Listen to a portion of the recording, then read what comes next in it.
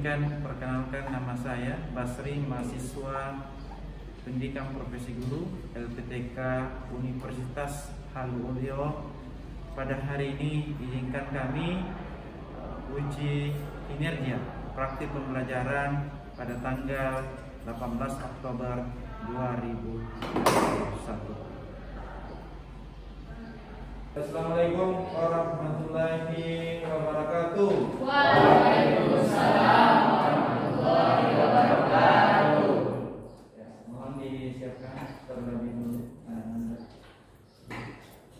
Attention. Ready. Say greeting to our teacher. Assalamualaikum warahmatullahi wabarakatuh. Waalaikumsalam warahmatullahi wabarakatuh. Akira unggul cerdas. Insan siap, Top gelar finish pemenang. insan atira, Abi Ali Mujahid. takbir. Allah Akbar. Baik, anak semua, pada hari ini kembali kita bertemu. Namun sebelumnya Bapak dulu akan mengecek kehadirannya. Ada yang tidak hadir hari ini? Siapa? Nur Jamila Karantina Lombok.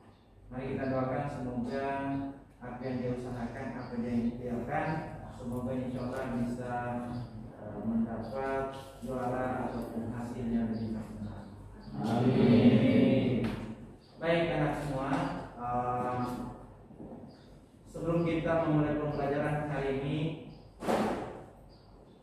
supaya bisa berjalan dengan lancar dan diberkahi oleh Allah Subhanahu wa taala, oleh itu mari kita sama-sama berdoa dipimpin oleh saudara Nabi. Silakan.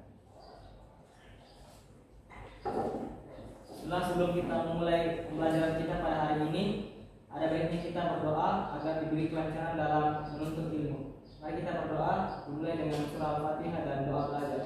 Doa dimulai, doa selesai. Oke, terima kasih Anda semua. Kita sudah berdoa semoga Allah Subhanahu wa taala melancarkan aktivitas kita hari ini untuk kembali belajar sebagai rutinitas kita sebagai peserta didik. Baik anak sekalian, pada hari ini kembali kita bertemu pada pertemuan kedua, yang mana minggu lalu kita sudah belajar tentang desa dan kota, yang mana di dalamnya adalah tentang ciri-ciri desa dan kota dan definisinya.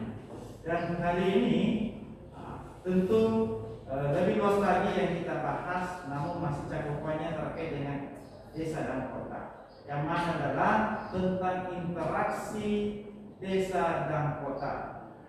Tentunya interaksi dan desa dan kota adalah perwujudannya adalah seperti pertemuan. Kenapa? Karena kita semua di sini ada yang berasal dari desa, ada yang juga berasal dari kota. Dan pertemuan kita hari ini itu sebagai wujud dari interaksi desa dan kota. Namun sebelumnya kita lanjut supaya lebih mengetahui apa yang menjadi tujuan pembelajaran kita hari ini. Bapak akan menampilkan di layar. Mohon anak semua bisa memperhatikan dengan baik bahwa pembelajaran kita hari ini, tujuan pembelajaran kita hari ini ada 3. Yang pertama adalah insya Allah sebentar melalui tayangan setelah ada gambar Google Earth maupun video tentang interaksi desa dan kota, peserta didik dapat menjelaskan pola keruangan desa dan kota dengan baik. Ya, itu yang pertama. Yang kedua, melalui kegiatan diskusi, peserta didik dapat menganalisis interaksi desa dan kota dalam pembangunan daerah dengan baik. Yang ketiga, melalui presentasi, peserta didik menyajikan laporan tentang permasalahan keruangan desa dan kota serta interaksinya dengan baik. Sejalan dengan tujuan pembelajaran kita hari ini adalah semua bahwa dalam Al-Quran surah Al-Araf sejumlah ayat 96 sudah dibahas, ada kaitannya dengan interaksi desa dan kota. Untuk itu kita bisa sama mendengar dulu apa yang menjadi intisari dari surat Al-Baqarah ayat 96. Oleh itu minta dengan Allah Ananda Erlana untuk bisa membacakan. Oke, silakan. أعوذ بالله من الشيطان الرجيم ولو أن أهل القرى آمنوا واتقوا لفتحنا عليهم بركات من السماء والأرض ولكن كذبوا فأخذناهم بما كانوا يكسبون. Yang artinya, dan sekiranya penduduk negeri beriman dan bertakwa, pasti kami akan melimpahkan kepada mereka berkah dari langit dan bumi. Tetapi ternyata mereka mendustakan ayat-ayat kami, maka kami siksa mereka sesuai dengan apa yang telah mereka kerjakan. Oke, terima kasih Ananda Ferulana sudah membacakan surah Al-Araf ayat 96, bahwa ketika kita melihat salah satu makna yang bisa kita petik dalam ayat tadi, dalam terjemahnya adalah ketika penduduk satu tempat atau satu desa ataupun satu kota beriman, maka terkait dengan interaksi desa dan kota bisa berjalan dengan baik. Begitu juga terkait dengan permasalahan desa dan kota dengan baik dan bisa diminimalisir, karena hanya dia sandarannya kepada Allah Subhanahu wa Ta'ala. Makanya nanti saat depan kita berdiskusi dengan baik, memecahkan permasalahan yang bisa muncul ketika di desa, begitu juga di kota ataupun interaksi keduanya.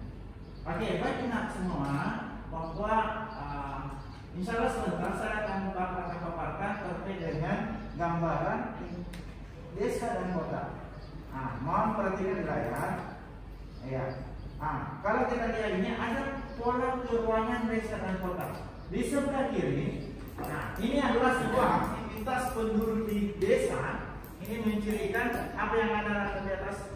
Lihat, bertani. Itulah merupakan satu bentuk aktivitas yang ada di desa. Ketika kita melihat polanya, pola keuangannya di desa bagaimana? Seperti ini, sebelah kanan saya, sebelah kiri saya, ada jalan. Ketika dihubungkan dengan pemukiman, otomatis pola memanjangnya. Oke, itu gambar satu. Kalau kita lihat gambar dua, ini adalah saya ambil dari kota Makassar ya. Ini adalah merupakan sebuah kota ya. Ada perbedaan antara desa dan kota. Kalau kita melihat kota Makassar malam hari, makanya sepertinya aktivitasnya pada malam hari. Kalau di desa mungkin pada malam hari sudah tidak ada aktivitas, tapi kalau di kota malam hari masih ada aktivitas. Bahkan pola keuangannya sudah tidak lagi harus memanjang, tapi bisa saja memusat ataupun tersebar. Itu gambaran terkait dengan desa dan kota. Jadi lebih jauh lagi, saya mau mengatakan sebuah gambaran nyata di lokasi kita ini, Sekolah Islam Tirabone di Panyula, terkait dengan Google Earth. Ya, kita lihat Google Earth. Coba dan semua bisa mengamati dengan baik permasalahan apa yang bisa memungkinkan terjadi. Kalau dilihat Google Earth, ini adalah Tiram. Kalau saya perbesar lagi,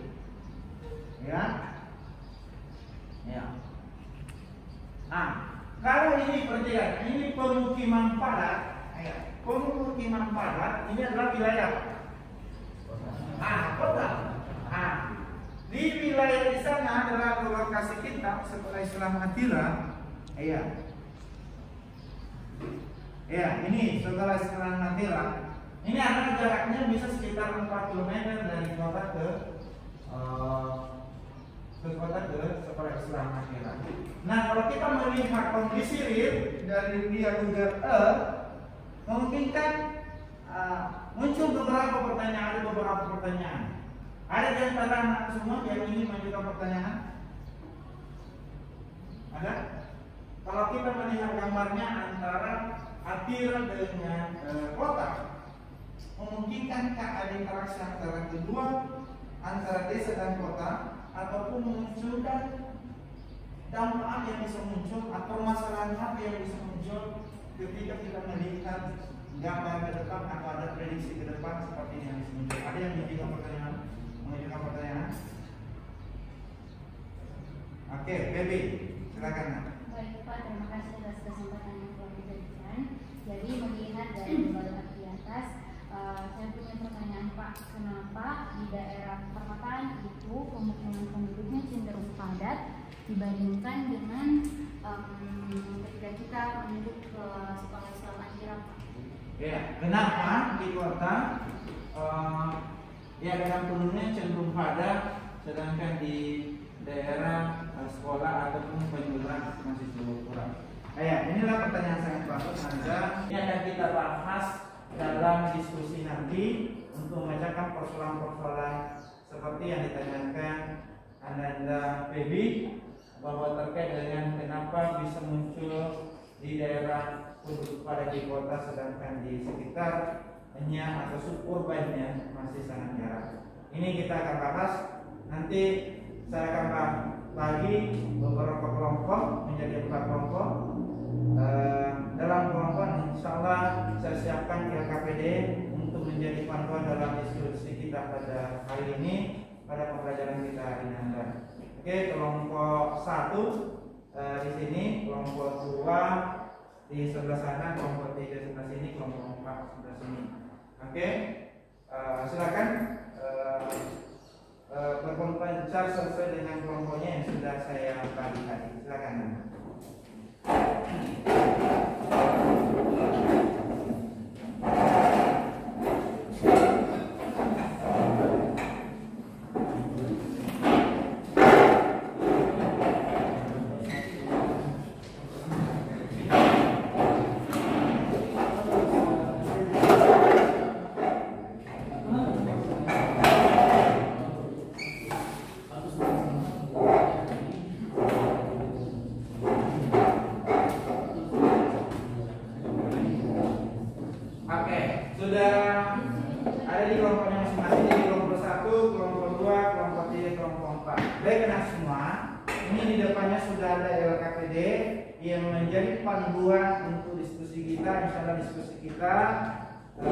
Diskusi kita hari ini adalah kurang lebih 15 menit atau 20 menit. Nanti setelah diskusi kita akan memaparkan setiap per kelompok hasil diskusinya. Jadi sebagaimana tadi tujuan pembelajaran kita hari ini, yang pertama adalah bagaimana menganalisis pola keuangan desa dan kota, yang kedua permasalahan apa yang bisa muncul ketika ada interaksi desa dan kota. Ya.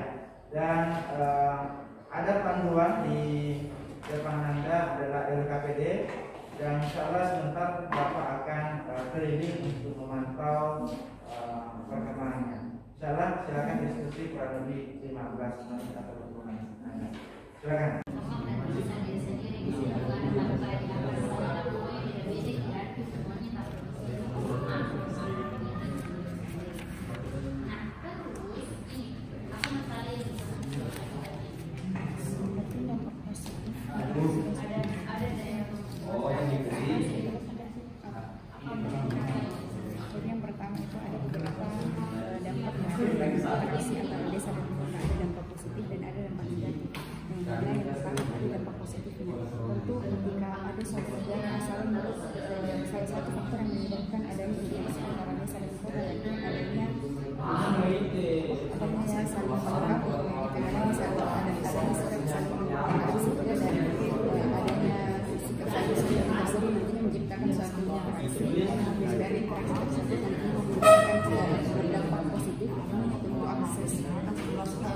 wilayah dari desa tersebut akan semakin mudah, karena ditambah lagi dengan adanya jalur transportasi yang semakin memadai. Selain itu juga ada dampak negatifnya. Yang pertama itu adalah meningkatnya jumlah pengangguran dan penduduk miskin. Ini untuk bagi dampak negatif bagi kota. Jadi ketika terjadi interaksi desa dan kota, pertama itu tadi meningkatnya jumlah pengangguran dan juga penduduk miskin di daerah itu akibat dari urbanisasi. Kemudian yang kedua itu ada urbanisasi yang menyebabkan meningkatnya jumlah pengangguran di kota.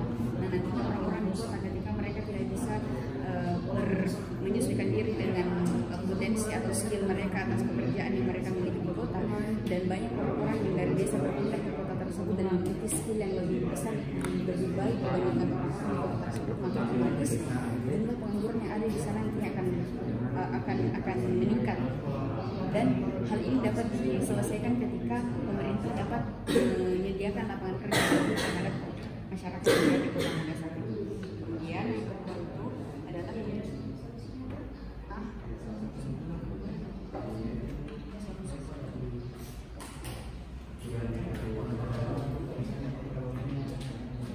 Oke, baik semua.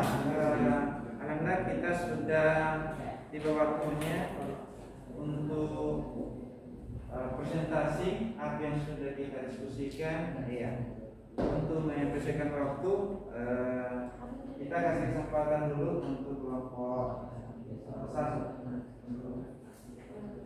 Ya, silakan presentasinya berdiri saja di tempatnya. Ya, silakan. Nomor 1, 2, 3, dan 4.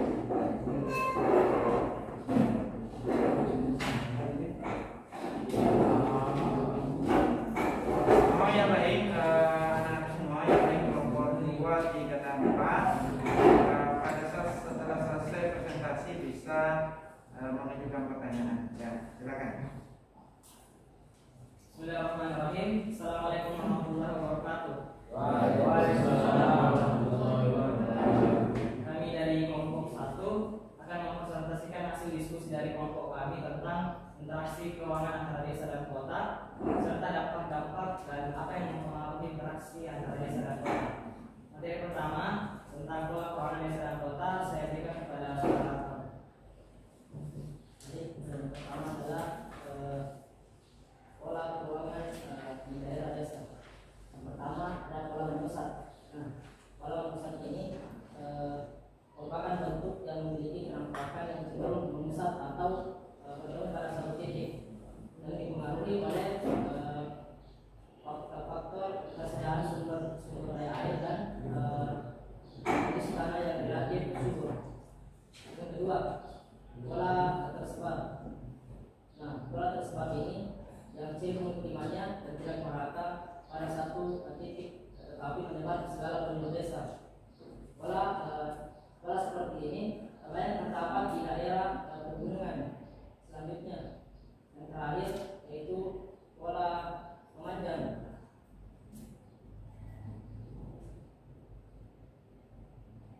Yaitu pola yang memiliki ciri pemukiman yang berada di samping jalan atau kereta pantai atau sungai. Sekian. Selanjutnya akan dijelaskan oleh saudara Ahmad. Baik, di sini saya akan menjelaskan tentang pola keuangan di daerah kota. Nah, di sini dalam pola keuangan kota ada beberapa teori yang disebutkan oleh Pak Ali. Yang pertama itu teori konsentris. Nah, di sini teman-teman mungkin sudah melihat ada gambar yang lingkar-lingkaran.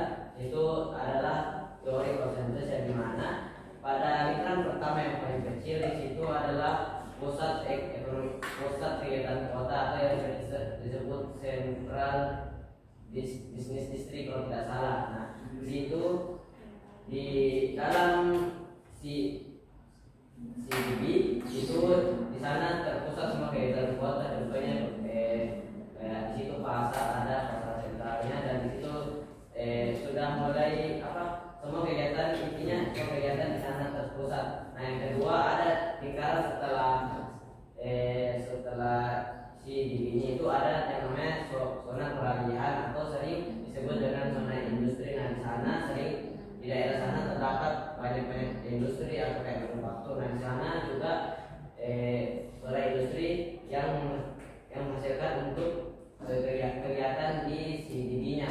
Nah, selanjutnya ada zona permukiman kolateral, yaitu zona permukiman masyarakat rendah atau sering kita sebut dengan buruh. Kenapa?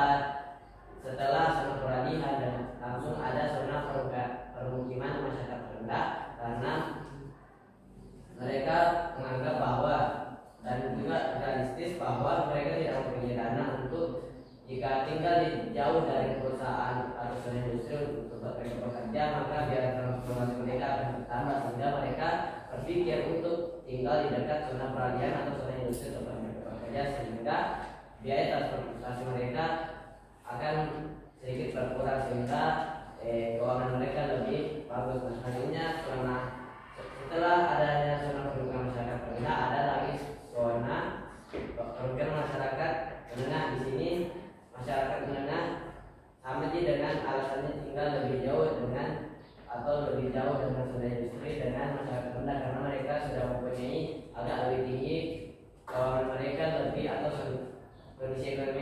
kondisi ekonomi mereka lebih baik dari masyarakat rendah. Nah, terakhir adalah zona pemaju. Di sini tempatnya masyarakat kelas atas seperti pejabat ataupun yang memiliki keuangan yang tinggi, sehingga mereka tinggal di ujung kota. Kenapa mereka tinggal di ujung kota? Karena biasanya orang-orang seperti masyarakat atas itu ingin mencari ketenangan untuk tinggal, karena di dekat zona industri itu sekarang ribut ataupun sering terjadi industri pabrik ataupun kan di zona industri kadang juga terjadi konflik ataupun sehingga menyebabkan keributan. Nah, para masyarakat kelas atas ini mereka ingin tinggal di jauh dari industri untuk mencari kedamaian dalam tempat tinggal mereka. Selanjutnya ada teori kedua, itu adalah teori sektoral. Nah, di sini lebih kompleks bentuknya. Mungkin teman-teman sudah lihat gambarnya yang bentuk lingkaran, tapi ada kotak kotak dan ada nomor-nomornya. Nah, sama halnya dengan teori konsentrik. Ada teori nomor 1 itu kadang penomornya itu ada. Yang pertama itu teori zona pusat industri, yang kedua itu zona peralihan atau zona industri, yang ketiga itu zona permukiman masyarakat rendah, keempat zona permukiman masyarakat menengah, dan yang kelima zona pemaju atau permukiman masyarakat atas. Selanjutnya adalah pola interval ganda. Ini sesuai namanya interval ganda. Jadi di teori ini mengungkapkan bahwa sebuah kota memiliki dua inti pusat industri. Yang pertama ada di dalam kotanya, dan kedua ada di luar kota, yang disebut dengan outline dan district business. Itu intinya ada salah satu inti pusat kotanya itu berada di luar kota, sehingga disebut inti berganda. Mungkin cukup sekian dari penjelasan saya akan serahkan lagi kepada saudara. Baik, di sini saya akan menjelaskan interaksi desa dan desa. Kita sendiri adalah bahwa interaksi sendiri adalah hubungan timbal balik antara antara desa dan kota, karena itu bisa menghasilkan banyak dampak dan pengaruh. Yang pertama, apa yang mempengaruhi sehingga terjadi interaksi desa dan kota? Yang pertama itu adanya wilayah-wilayah yang saling melengkapi. Contohnya misalnya di wilayah A itu, misalnya di wilayah A di perdesaan itu menghasilkan banyak padi, misalnya di situ daerah pertanian. Kemudian di kota itu atau di daerah B itu menghasilkan banyak bahan-bahan industri, yang dimana bahan industri itu dibutuhkan di desa untuk melancarkan kegiatan pertanian. Kemudian juga di kota B atau di wilayah B itu dia membutuhkan bahan pangan, misalnya seperti padi, beras, dan lain-lain, sehingga terjadilah interaksi antara desa dan kota. Kemudian juga ada kesempatan untuk berintervensi, yang dimana di sini ada dua wilayah yang saling, ada 3 wilayah misalnya antara wilayah A, B, dan C. Nah, kemudian antara wilayah B dan C itu sama-sama memiliki sumber daya yang sama, yang antara misalnya jagung, dan kemudian wilayah A itu membutuhkan jagung, akan tetapi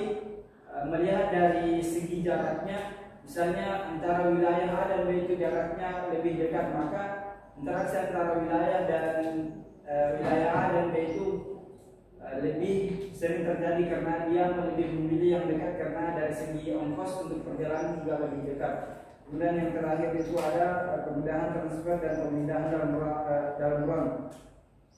Nah, ini mempengaruhi kekuatan interaksi karena memudahkan pemindahan manusia, misalnya barang, jasa, gagasan, dan informasi antara lain. Kemudian kemudahan pergerakan antar wilayah tersebut sangat berkaitan dengan jarak antara wilayah baik diklat maupun relatif, kemudian biaya transportasinya dan lain-lain. Berikan aplaus untuk kelompok. Terima kasih untuk mempersingkat waktu. Kita lanjut di kelompok 2. Assalamualaikum warahmatullahi wabarakatuh. Kami dari kelompok 2 akan memaparkan hasil diskusi kami. Nah, berhubung karena terkait dengan pola-pola interaksi antara desa dan kota sudah dijelaskan oleh kelompok 1, maka kami akan mengangkat ke terkait permasalahan yang kerap timbul dari interaksi pola dan buat interaksi pola desa dan kota. Itu saya serahkan kepada yang pertama. Baik, terima kasih atas kesempatan yang telah diberikan teman-teman sekalian. Saya rasa sudah sangat jelas darinya teman-teman kita dari kelompok 1 menjelaskan tentang apa itu interaksi desa dan kota, apa itu desa, apa itu kota, dan apa itu interaksi.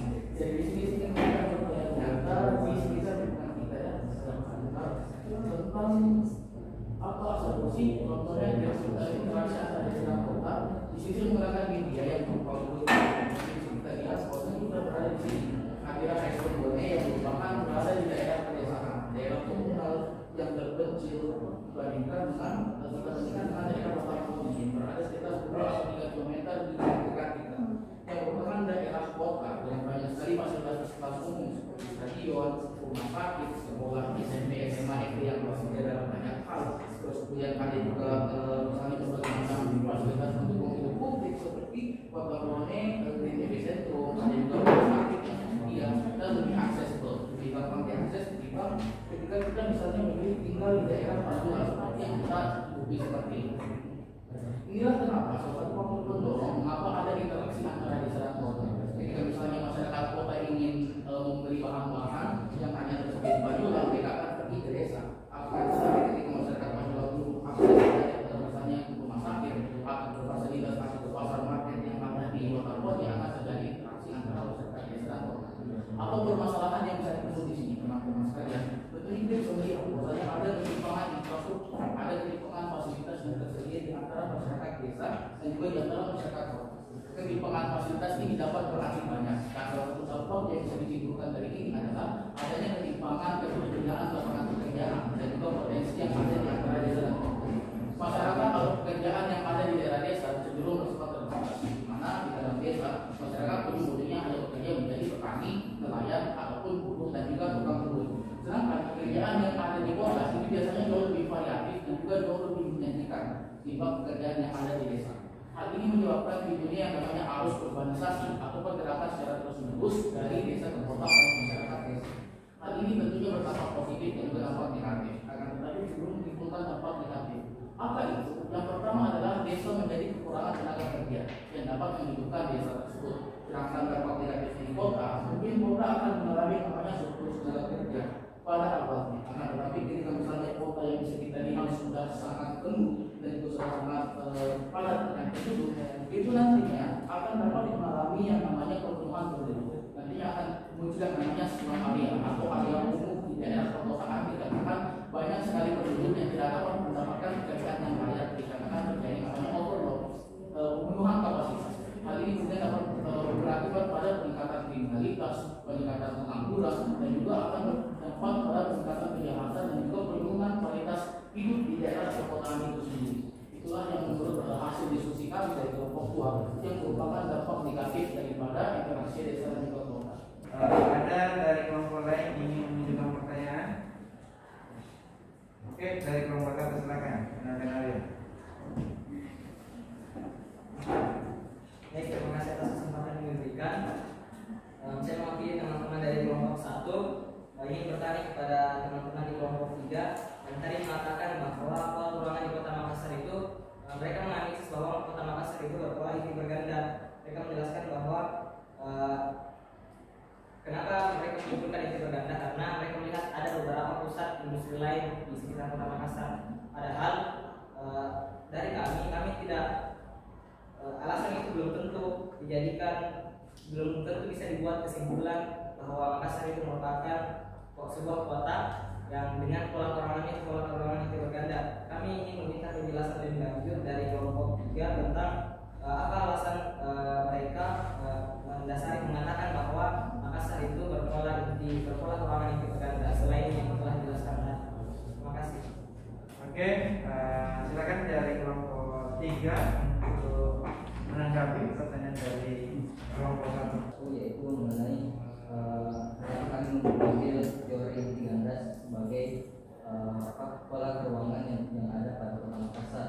Nah, di sini kita dapat melihat bahwa teori inti-ganda itu dasarnya bahwa suatu kota itu dapat dikatakan sebagai memiliki pola keuangan teori inti-ganda karena inti kotanya tidak hanya satu, namun terdiri dari beberapa pusat yang kemudian atau beberapa sektor yang kemudian memacu dan merangsang pertumbuhan yang di daerah sekitarnya. Nah, sesuai dengan peta rencana tata ruang yang saya dapatkan di internet dari Kota Makassar, itu ada beberapa pusat kegiatan. Ada beberapa pusat kegiatan, yaitu yang dimana pusat-pusat kegiatan ini berada di sepanjang pantai. Nah, dari hal tersebut kami dapat menyimpulkan bahwa teori dari atau pola peruangan yang terjadi di Kota Makassar ini adalah pola berdasarkan teori inti-ganda, karena ada beberapa sektor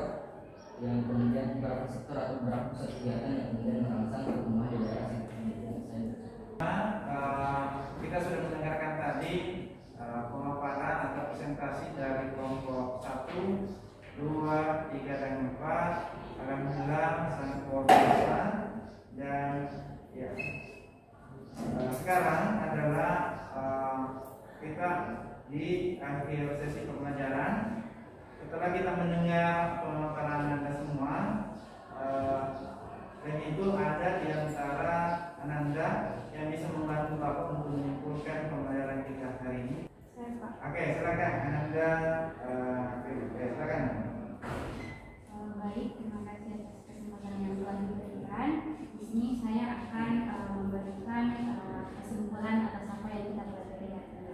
Jadi hari ini kita telah mempelajari tentang interaksi pola peruangan antara pola peruangan desa, kemudian yang terdiri dari 3, kemudian juga ada pola peruangan kota yang terdiri dari 3 juga. Kemudian hari ini kita juga telah mempelajari berbagai macam interaksi antara desa dan kota, kemudian apa yang mempengaruhi interaksi antara desa dan kota itu, apa dampak yang terjadi, baik itu dampak negatif maupun dampak positif. Hal yang bisa saya ambil dari pelajaran kita hari ini bahwa segala sesuatu yang telah diberikan kepada kita itu tentu memiliki dampak negatif dan juga dampak positif. Disitulah peran kita untuk kita harus terus mengambil pelajaran dampak positif dari apa yang kita pelajari, dan juga untuk dampak negatifnya kita jadikan pelajaran agar kesalahan ataupun permasalahan yang telah terjadi terdahulu bisa kita selesaikan, dan kita bisa permasalahan tersebut tidak terjadi kembali di waktu kedepannya. Kalau untuk saya itu saja, Pak. Terima kasih. Wassalamualaikum warahmatullahi wabarakatuh. Waalaikumsalam warahmatullahi wabarakatuh. Ya, terima kasih Anda Bebi sudah membantu untuk menyimpulkan pembelajaran kita hari ini. Tadi saya menyimak dari pemaparan dari kelompok 1, kelompok 2, 3, dan 4, dan hasil simpulan dari Anda Bebi bahwa terkait dengan tujuan pembelajaran kita hari ini, terkait dengan pola keuangan desa dan kota, begitu juga interaksi desa dan kota dan permasalahan yang muncul. Dan ketika diskusi tadi saya banyak mendengar tentang mendiskusikan permasalahan apa dan solusi yang ditawarkan Anda, dan tadi hasil simpulannya bahwa ketika tadi kelompok 1, kelompok 2, 3, dan 4 bahwa ada pola desa memanjang, memusat, dan menyebar, begitu juga terkait dengan teori perkembangan kota, sektoral, konsentris maupun inti berganda, dan permasalahan yang muncul ketika ada interaksi desa dan kota tentu munculkan ada dampak negatif, ada dampak positif. Nah, tetapi bagaimana kita kalau kita kaitkan tadi surah Al-A'raf ayat 96 bahwa ketika penduduk satu desa ataupun suatu tempat atau suatu wilayah beriman, maka interaksi ataupun keamanan kenyamanan desa itu atau tata kelakuan atau norma yang ada di masyarakat itu bisa berjalan dengan baik dan bisa berkembang dengan baik. Karena ketika ada penguatan, ada kesadaran dari masyarakat tentang pentingnya membangun saling bahu membahu, tolong menolong di antara kita semua, maka penduduk desa ataupun kota tersebut bisa makmur atau berkembang dengan baik. Karena kalau kita lihat, memang bisa muncul di layar tadi terkait dengan Google Earth bahwa ketika ada interaksi desa dan kota, ketika dia perkembangan, sebelumnya wilayah sekitar Banyuwangi antara desa dan kota masih sangat kurang penduduk di lahan persawahan. Sekarang ada alih silakan dari persawahan menjadi pemukiman. Itu salah satu dampak. Bahkan bisa munculkan nanti seluruh area yang sudah dikemukakan Anda semua tadi bisa muncul. Tetapi ketika pemerintah tadi ada solusinya yang ditawarkan bahwa ketika pemerintah memberikan akses pendidikan, membuka lapangan kerja, begitu juga selalu ada penyuluhan-penyuluhan terkait dengan pola tata keuangan desa dan kota atau RTRW sesuai dengan kebijakan pemerintah, maka semua itu bisa berjalan dengan baik. Apalagi ketika melihat dari surah Al-A'raf 96, ketika penduduk beriman, maka semuanya bisa berjalan dengan baik. Baik anak semua, pada hari ini di LKPD kita sudah kerjakan dengan baik dan sudah berdiskusi, dan bahkan di situ ada evaluasi dan insyaallah ada Anda semua ada tugas di belakang itu di LKPD mudah-mudahan bisa dikerjakan di waktu atau di rumah. Dan pada hari ini anak semua, jadi berangkat pembelajaran kita hari ini, semoga semua di kelas ini semoga selalu menjaga pola kesehatan, menjaga protokol kesehatan yang dimana sekarang adalah masih masa pandemi.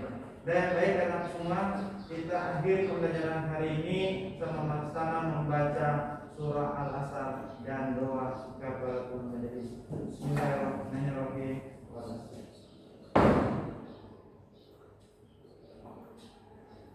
Subhanaka wa bihamdik, asyhadu